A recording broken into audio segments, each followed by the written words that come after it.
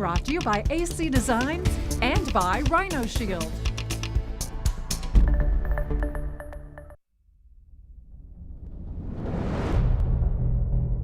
It is not a matter of if, but when.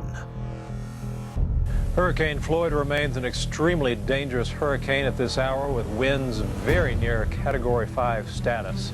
20 years ago, our luck almost ran out. If this is your first hurricane, this is going to be a real disaster.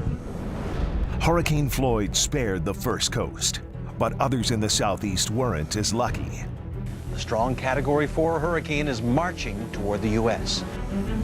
The massive storm brought valuable lessons. Lessons that will prove invaluable before the next disaster strike. We're going to get to what this means for us. Hurricane Ready 2019, out of harm's way. From the First Coast Weather Center, here is storm expert Tim Deegan. Thanks for joining us. Are you ready to keep you and your family out of harm's way this hurricane season? Over the next half hour, we're going to take a look and see how active the season will be, efforts being made to keep your family safe, and the supplies you'll need to help you weather the storm. You'll hear about El Nino being in charge in the Pacific. An El Nino event typically means an increase of upper-level winds that tends to disrupt storm activity. But with overall warming ocean temperatures, the limiting impacts of El Nino are seemingly less and less. The outlooks are in. We'll take a look and see what the different organizations are saying and how they stack up. Colorado State University has been around the longest with their outlook, and they're saying 13 named storms and 2 majors.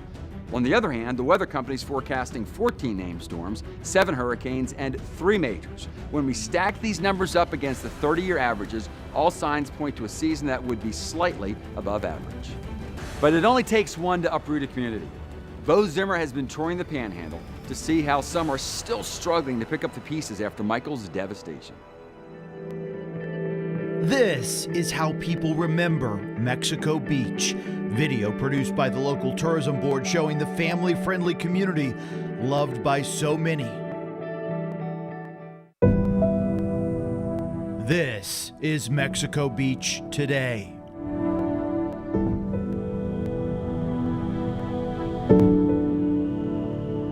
The town ground zero for Hurricane Michael. 80% of our city was destroyed. We had roughly 1,200 residents. We have less than 400 here now.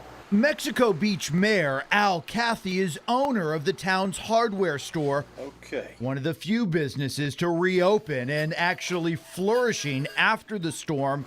Many of the other mom and pop shops around town weren't as lucky. We were able to save something and we got it back going. But many of the businesses here don't have anything. They don't have something to fix. Normally, this time of year, visitors to Mexico Beach would start to outnumber the full-time residents. Spring break kicks off our season. Courtney Huff is a server at one of Mexico Beach's most famous restaurants and remembers back to this time last year. We had a wait of like over an hour, maybe even 2 hours of people just trying to get into the building.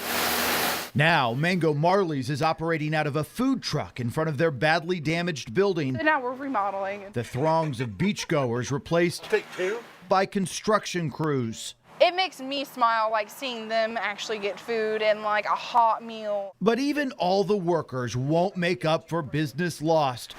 Courtney says for her, spring break this year will be more like spring broke.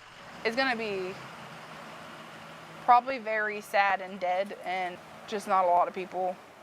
Even with only 2 restaurants in town, there aren't many customers to go around. It's scary, kinda, because you don't know what you're gonna bring home. You know, we don't know what we're gonna have in tips. We don't know how many hours a week we're gonna have.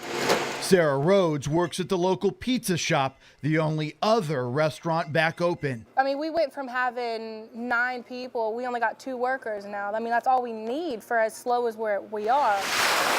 A huge percentage of Mexico Beach businesses rely on tourists. Problem is, even if visitors wanted to return, the mayor says his city simply isn't ready. Nowhere to stay, nowhere to eat, nowhere to buy fuel. And with no customers, the mayor says local businesses are in no hurry to reopen. the effort to rebuild about the only thing keeping Mexico Beach alive.